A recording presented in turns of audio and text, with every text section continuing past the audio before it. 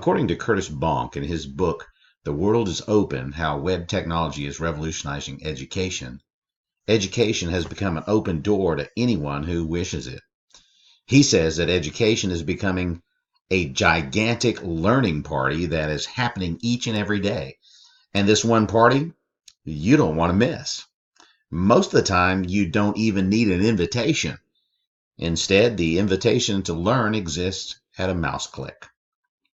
Now, all this may sound enticing and exciting for the average person, but this concept or theory that he's come up with also leads me to believe that the field of education, from the teacher's standpoint, may change significantly.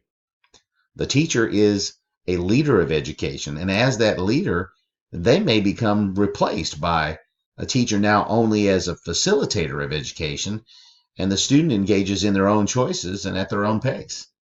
Or, as distance education online is now, the teacher acts more as an advisor or a counselor, and the learning is done independently by the student.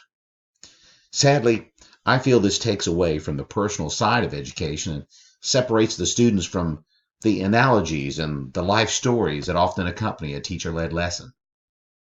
Maybe I'm wrong, but maybe I'm right, and the role of the teacher is going to alter drastically.